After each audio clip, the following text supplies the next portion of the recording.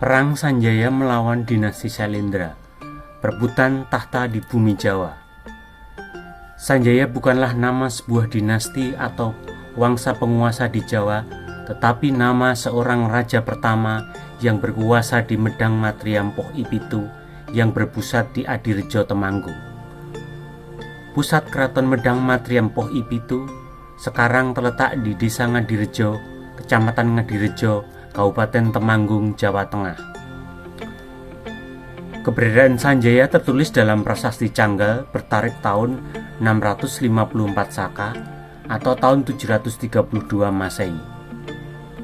Keberadaan Sanjaya sebagai Ratu Mataram juga tertulis dalam Prasasti Matyasih atau Prasasti Kedu yang bertarik tahun 829 Saka atau tahun 907 Masehi dan dikeluarkan oleh Sri Maharaja Watuguradah Balitung. Pada Prasasti Canggal tahun 732 Masehi, Sanjaya menjelaskan bahwa Maharaja sebelumnya bernama Sana dan ia menggantikan Sana sebagai penguasa Jawa. Prasasti ini dikeluarkan oleh Sanjaya untuk melegitimasi kekuasaannya karena pada waktu itu ia sudah tersingkir dari Medang Matriam Poh Ipitu. Prasasti Canggal ditemukan di halaman Candi Gunung Wukir di Desa Kadiluwih, Kecamatan Salam, Kabupaten Magelang, Jawa Tengah.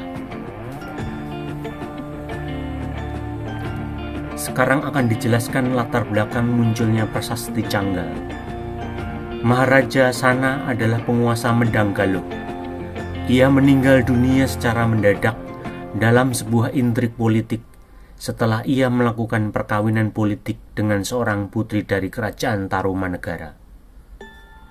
Sana meninggal di dunia akibat diracun oleh pembesar kerajaan Tarumanegara yang tidak menyetujui perkawinan politik. Perkawinan antara Sana dan putri dari kerajaan Tarumanegara menyebabkan Sana berkuasa penuh di seluruh Jawa. Pada waktu itu, di Jawa terdapat dua kerajaan besar, yakni Kerajaan Tarumanegara dan Kerajaan Medang Galuh. Kerajaan Tarumanegara diperintah oleh dinasti Warman, sedangkan Kerajaan Medang Galuh dikuasai oleh dinasti Badra. Sana adalah penguasa Medang Galuh dari keturunan Kandayun, sedangkan Kandayun adalah putra dari Ratu Sima dan Hangsabura dari Kerajaan Keling atau Kalingga. Sementara Ratu Sima adalah putri dari Hangsambadra, penguasa kerajaan Pucang Sulo yang pertama. Sambadra adalah cikal bakal Wangsa Badra di Jawa. Sana memiliki kakak perempuan bernama Sanaha. Sanaha menikah dengan seorang pedagang Chola dari India Selatan bernama Saladu yang beragama Hindu Siwa. Dari pernikahan Sana dan Saladu ini lahirlah Sanjaya.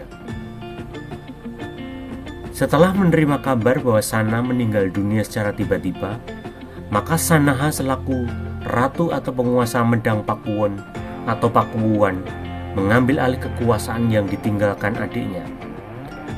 Sanaha menjadi penguasa di Medang Pakuwon setelah ia diangkat oleh penguasa Medang Gana yang merupakan ayah angkatnya, yakni Hang Anggana atau Rananggana. Hang Anggana adalah pendiri keraton Getas Pejaten atau Medang Gana. Hang Anggana beragama Hindu Siwa Wuning atau Siwa Kanung. Sanaha kemudian mengambil alih kekuasaan di Medang Galuh dan menyatukannya dengan Medang Pakuwon. Sanaha menjadi penguasa tunggal di Medang Galuh dan Medang Pakuwon. Lalu Sanaha memerintahkan Sanjaya menyusun kekuatan guna menuntut balas atas pembunuhan Sana yang dilakukan oleh pembesar kerajaan Tarumanegara. Sanjaya kemudian mengumpulkan rakyatnya dan menyusun kekuatan untuk menyerang kerajaan Tarumanegara. Dalam peperangan yang berlangsung sengit, Sanjaya bersama pasukannya berhasil menguasai keraton Tarumanegara yang terletak di hilir Sungai Citarum atau sekarang terletak di Kecamatan Batujaya, Kabupaten Kerawang, Jawa Barat. Ia berhasil mengalahkan musuh-musuh pamannya. kerajaan Tarumanegara runtuh akibat serangan Sanjaya. Penyerangan Sanjaya ini terjadi sekitar tahun 725 Masehi. Setelah melakukan konsolidasi kekuasaan, Sanaha kemudian mewariskan seluruh wilayah kekuasaannya kepada Sanjaya. Sanjaya kemudian membuat pusat pemerintahan baru. Ia mengajak orang-orang Medang Kamulaan, Medang Keling, dan Medang Rananggana membuka pemukiman baru di wilayah sebelah timur Gunung Dieng. Pusat banjar yang didirikan terletak di Ngadirejo sebelah timur Gunung Putak. Sekarang adalah Desa Ngadirejo, Kecamatan Ngadirejo, Kabupaten Temanggung, Jawa Tengah. Pendirian pusat kerajaan yang baru ini bertujuan menghidupkan kembali perekonomian yang mengandalkan komoditas belerang. Barang ini merupakan komoditas ekspor paling penting pada masa kerajaan Indria Praasta yang dipimpin Maharsi Agastya Dyah Kumbayani. Sanjaya juga mengumpulkan orang-orang Kanung yang sebelumnya selamat dari letusan Gunung Dieng yang masih hidup di desa-desa sekitar gunung seperti penduduk desa Gemawang, Kemiri, Limbangan, dan Boja. Orang-orang yang tinggal di sekitar Gunung Dieng beragama Siwa Kanung, pemuja Lembu Nandi, dan Lingga Yoni. Pemilihan pusat pemerintahan baru ini bertujuan: pertama, berupaya menghidupkan kembali penambangan belerang yang telah vakum akibat letusan Gunung Dieng. Belerang akan menjadi komoditas perdagangan dengan negara-negara Tiongkok dan negara lainnya. Kedua, supaya bisa menyatukan kembali desa-desa yang dulu menjadi wilayah kekuasaan leluhurnya Indria Praasta yang dipimpin oleh Maharsi Agastya Dyah Kumbayani. Ketiga, ingin menjalin hubungan perdagangan dengan negara-negara lain melalui pelabuhan Teluk Bodri yang menghadap Segara Jawa. Pelabuhan ini akan dimanfaatkan sejumlah desa seperti Singaraja, Sukorejo, Candiroto, hingga Adirejo untuk menghidupkan kembali kegiatan ekonomi perdagangan wilayah tersebut. Kali Bodri atau Sungai Bodri merupakan sungai terbesar di Kabupaten Kendal, Jawa Tengah. Pada masa Sanjaya, Teluk Bodri menjadi pelabuhan laut yang sangat penting untuk mengangkut belerang. Sungai Bodri berhulu di Pegunungan Serayu Utara, tepatnya di Gunung Sindoro di Desa Canggal, Kecamatan Candiroto, Kabupaten Temanggung, Jawa Tengah. Selain itu, juga berasal dari lereng utara Gunung Perahu di dataran tinggi Dieng, Gunung Beser, Gunung Kepiting, serta dari Gunung Ungaran di Kabupaten Semarang, Jawa Tengah. Di bagian hulu sungai ini bernama Sungai Lutut. Sungai ini bermuara di Laut Jawa. Sungai Bodri melewati dua kabupaten, yakni Kabupaten Temanggung di bagian hulu, serta Kabupaten Kendal di bagian tengah dan hilir. Di Kabupaten Temanggung, sungai ini melintasi Kecamatan Candiroto, Kecamatan Bejen, dan Kecamatan Gemawang. Sedangkan di Kabupaten Kendal, melintasi Kecamatan Singorojo, Kecamatan Patean, Kecamatan Pegandon, Kecamatan Gemuh, Kecamatan Cepiring, dan Kecamatan Patebon. Sanjaya memberi nama negara yang didirikannya Medang Matriam atau Matriam, yang artinya induk dari Medang. Medang Matriam lalu diucapkan Medang Mataram. Medang Matriam terletak di Ngadirejo, Temanggung. Ia mengajak orang-orang dari berbagai wilayah di pantai utara Jawa membuka hutan di wilayah Temanggung. Pada waktu membuka hutan itu, orang-orang menemukan pohon kepoh yang berjumlah 7 atau poh ipitu. Pohon kepoh ini sekarang disebut pohon ketapang. Lalu Sanjaya menamakan kerajaannya yakni Medang Matriam Poh Ipitu. Medang itu berarti membuka atau berdiri sendiri atau mandiri. Matriam berarti induk. Sedangkan Poh Ipitu adalah pohon kepoh berjumlah 7. Secara lengkap diartikan negara induk yang berdiri sendiri di wilayah yang ditemukan pohon kepoh berjumlah 7, atau negara induk yang mendiri di bumi Poh Ipitu. Sanjaya mewarisi wilayah yang luas mulai dari Medang Galuh Medang Pakuwon, Medang Matriampoh Ipitu yang baru didirikannya. Ia menjadi penguasa di seluruh Jawa. Penduduk Medang Matria menganut berbagai macam agama. Sebagai konsekuensi, mereka berasal dari berbagai wilayah yang berbeda. Hang Sanjaya beragama Buddha kandung karena pengaruh leluhurnya dari Keling yang menganut ajaran yang diajarkan oleh Biksu Janabadra. Ia juga mendapat pengaruh dari ayahnya Salandu yang beragama Siwa. Sementara agama yang para pembesar atau pejabat di pemerintahan Sanjaya adalah Hindu Siwa, pengaruh dari kerajaan Chola India. Orang-orang cerdik pandai atau kalangan elit yang berlatar belakang kota beragama Hindu Chola atau Hindu Siwa. Orang-orang konservatif atau kolot, pemuja Linggayoni, dan sangat menaruh hormat pada Simbok Semak beragama Hindu Siwa Kanung atau Siwa Wuning. Orang-orang kecil atau kelas bawah yang hidup miskin tidak punya agama. Mereka tidak mau pusing mengurusin agama. Bagi orang-orang Sudra Papa ini, yang penting bekerja dan bisa memberi makan keluarga.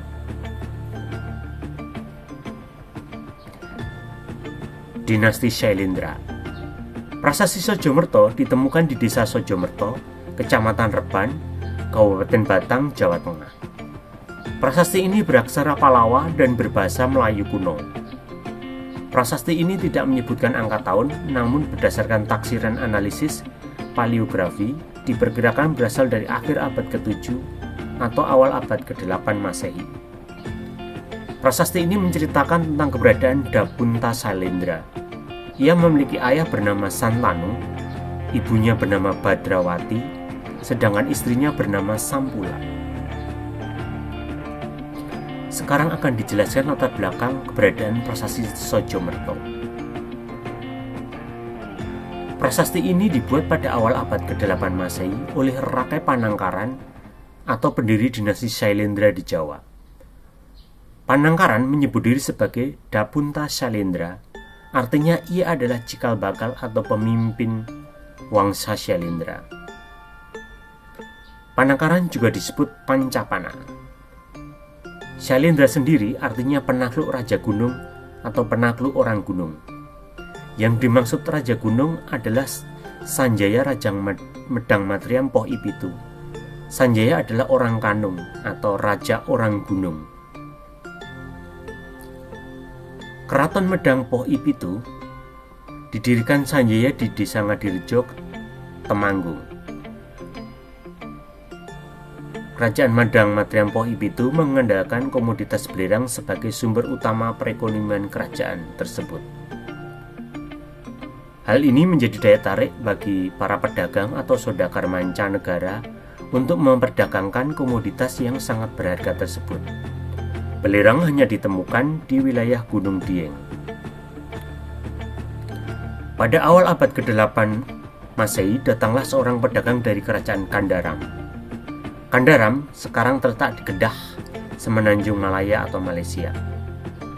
Ia bernama Sampani atau Sempani atau dalam prasasti Sojomerto ditulis Santanu. Ia bersama keluarganya menetap di Batang, Jawa Tengah. Pada zaman Sanjaya, kerajaan Medang Matriampoh Ipitu memiliki dua pelabuhan perdagangan, yakni Banjarakwan Batang dan Teluk Bodri. Dua pelabuhan ini menjadi urat nadi perdagangan antara Medang Matriampoh Ipitu dengan negara-negara lain. Santanu menjadi pedagang belerang yang sukses di Batang dan menjadi pengusaha yang terpandang. Santanu beragama Buddha Mahayana karena ia adalah orang Kandaram. Leluhurnya berasal dari kerajaan Kusana, India Utara. Santanu dan keluarganya merupakan keluarga terpandang di kerajaan Medang Matriampoh Ipitu dan menjadi tangan kanan Sanjaya. Pemicu konflik. Suatu ketika terjadi gesekan kepentingan antara keluarga Santanu atau Sampani dengan Sanjaya selaku raja di Medang Matriampoh Ipitu. Santanu menjadi saudagar paling kaya dan orang yang sangat berkuasa. Santanu ingin anak laki-lakinya, yakni Panangkaran, menjadi raja di wilayah tersebut. Panangkaran ingin menguasai kerajaan Medang Matriam yang dipimpin oleh Sanjaya. Panangkaran kemudian mengajak sekutunya, yakni kerajaan Sriwijaya di Sumatera dan kerajaan Kandaram di Semendung Malayu untuk menyerang Sanjaya. Ia ingin menurunkan Sanjaya dari tahta. Rombongan pasukan diangkut dengan menggunakan kapal-kapal besar yang terdiri dari orang-orang Buddha Mahayana. Mereka memenuhi laut utara Jawa dan mendarat di pelabuhan Rapuan atau Batang, Jawa Tengah. Ribuan pasukan ini segera merangsek dari pantai, masuk ke pedalaman hingga ke pusat pemerintahan Medang Matriam Pohi Pitu di Ngadirejo, Temanggung. Suatu pembicaraan digelar, namun berakhir tanpa titik temu antara kedua belah pihak. Panangkaran dan orang-orang Saka meminta tahta diserahkan pada mereka. Sanjaya dan para pengikutnya menolak permintaan tersebut. Selanjutnya terjadi peperangan sengit antara pasukan pemerintah Medang yang dipimpin Prabu Sanjaya melawan Panangkaran dan pasukannya. Peperangan antara pasukan Sanjaya dengan pasukan rakyat Panangkaran berlangsung sangat sengit. Namun, akhirnya pasukan Panangkaran dan orang-orang Saka kocar-kacir dan berhasil dipukul mundur pada serangan gelombang pertama ini. Pasukan Medang menggunakan pasukan siluman dengan sebutan Si Bajul Putih. Ini merupakan sandi pasukan rahasia Medang. Buaya Putih adalah sandi yang digunakan oleh pasukan Medang Matriam Pohi Pitu untuk melawan orang-orang Saka dinasti Shailendra. Pada pertempuran pertama, pasukan Medang Matriam berhasil membuat orang-orang Saka kocar-kacir. Namun, Rakai Panangkaran dan pasukannya tidak mau menyerah kalah. Kekalahan orang-orang Saka tidak lantas membuat mereka jera. Selanjutnya, Panangkaran mundur kembali ke Batang guna menyusun kekuatan baru dengan cara meminta pasukan yang lebih banyak dari sekutunya baik di India Utara, Sriwijaya, Kandaram, serta bekas musuh Sanjaya, yakni keturunan orang-orang Tarumanegara. Selang beberapa waktu kemudian, datang gelombang kedua orang-orang Saka ke Jawa.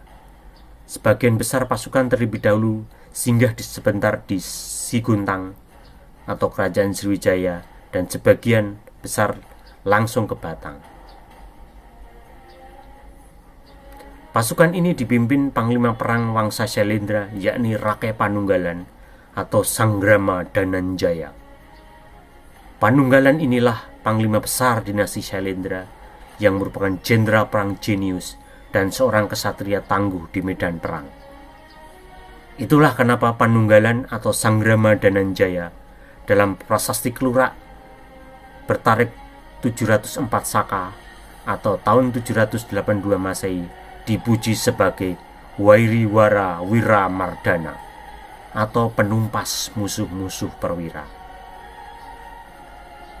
Ia juga mendapat julukan dalam prasasti Nalanda tahun 860 Masehi, yaitu Permata Wangsa Shailendra atau Wirawairi Matana. Sementara dalam prasasti Ligorbe bertarik 775 Masehi mendapat julukan Sarwa Rimadawi Matana. Karena Panunggalan adalah panglima perang tangguh Wangsa Shailendra yang berhasil mengalahkan dan menghancurkan musuh-musuh perkasa. Salah satu musuh terbesarnya adalah Sanjaya. Perang mulai berkecamuk lagi di Medang Matriam. Kondisi sekarang menjadi terbalik. Kedatangan bala bantuan orang-orang Saka yang berjumlah ribuan membuat pasukan Medang Matriam yang dipimpin Sanjaya mulai keteteran dan kemudian terdesak hebat. Panunggalan akhirnya berhasil mengalahkan Sanjaya dan merebut pusat keraton Medang Matriam Pohi Pitu di Ngadirejo, Temanggung. Sanjaya dan pengawal setianya kemudian menyingkir dan menyelamatkan diri ke arah tenggara, yakni ke arah Kabupaten Magelang. Setelah Sanjaya berhasil dikalahkan, maka kekuasaan Medang Matriam Pohi Pitu jatuh ke tangan Wangsa Shailendra atau orang-orang Saka yang dipimpin Rakai Panangkaran dan Panunggalan. Setelah berhasil mengalahkan Sanjaya, dinasti Sailendra yang dipimpin Rakai Panangkaran dan Rakai Panunggalan mengambil alih kekuasaan. Peristiwa ini terjadi pada tahun 746 Masehi. Pada 7 Oktober 746 Masehi, Panangkaran dinobatkan menjadi raja atau penguasa di Medang Matriam Pohipitu. Ia bergelar Sri Maharaja Ri Medang I Sailendra Rakai Panangkaran. Setelah Panangkaran menjadi raja, ia kemudian digantikan Rakai Panunggalan. Setelah dinasti Sailendra berkuasa, maka sastra Jawa Buning atau Jawa Kanung diubah menjadi sastra Brahmin. Penggunaan huruf Honocoroko menggantikan sastra Jawa Kanung atau tulisan Kanung. Semua kebudayaan orang Kanung diganti menjadi kebudayaan Saka. Penggunaan tahun Jawa Buning atau Jawa Kanung diganti menjadi tahun Saka. Pada tahun itu juga, Sanjaya bersama sisa-sisa pasukannya membangun lagi Pakuwuan atau pemerintahan di lereng gunung Kalatian atau Klaten. Tepatnya sekarang berada di wilayah Prambanan, Klaten. Pemerintahan yang didirikan Sanjaya bernama Kerajaan Medang Prambono Mamratipuro. Kemudian Sanjaya dan keturunannya mulai membangun candi-candi Hindu Siwa Wuning atau Hindu Siwa Kanung di sekitar keraton. Sanjaya memiliki cucu bernama Pumanuku Rakai Pikatan. Pada masa Pumanuku Rakai Pikatan, ia menjadi penguasa dan bergelar Rakai Mamrati Pikatan Diah Manuku, sekaligus meneruskan kekuasaan Sanjaya. Setelah tua, Rakai Pikatan Pumanuku diberi sebutan Sang Begawan Jatiningrat. Ia merupakan leluhur orang Klaten.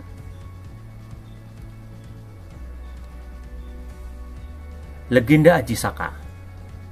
Perang antara Sanjaya dan orang-orang Saka atau dinasti Sailendra ini kemudian menjadi latar belakang legenda Aji Saka dan Prabu Dewata Cengkar yang hidup dalam masyarakat Jawa.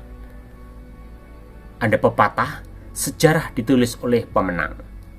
Legenda ini syarat dengan kepentingan pemenang yang menempatkan sebagai pihak yang baik, sedangkan pihak yang kalah diposisikan sebagai sosok yang jahat. Prabu Sanjaya, penguasa Medang Kamulaan atau Medang Permulaan, digambarkan sebagai Prabu Dewata Cengkar. Ia dilukiskan sebagai sosok raksasa kejam, bengis dan pemakan manusia, termasuk memakan rakyatnya sendiri. Hal ini terjadi karena Sanjaya adalah pihak yang kalah, maka ia digambarkan sebagai pihak yang jahat atau buruk perangainya. Sementara orang-orang Saka atau dinasti Sailendra, yakni Panangkaran dan Panunggalan, digambarkan sebagai sosok pahlawan atau pihak yang baik. Aji Saka artinya penguasa atau pemimpin orang-orang Saka. Aji Saka berhasil mengalahkan Prabu Dewata Cengkar, artinya dinasti Sailendra berhasil mengalahkan Sanjaya dan kemudian menguasai keraton Medang Matriam. Setelah orang-orang dinasti Sailendra berkuasa, maka tahun Jawa Wuning diganti menjadi tahun Saka, sedangkan sastra Jawa atau tulisan Jawa diganti menjadi tulisan atau huruf Brahmin Honocoroko. Buaya putih pergi ke laut selatan, artinya setelah mengalami kekalahan, Prabu Sanjaya menyingkir ke arah selatan, yakni berpindah ke Magelang lalu ke Prambanan, Klaten. Demikianlah sejarah terjadinya perang Sanjaya melawan dinasti Sailendra dalam perebutan tahta kekuasaan di Jawa. Sampai jumpa dengan video-video selanjutnya. Salam dari admin Satria Nusantara.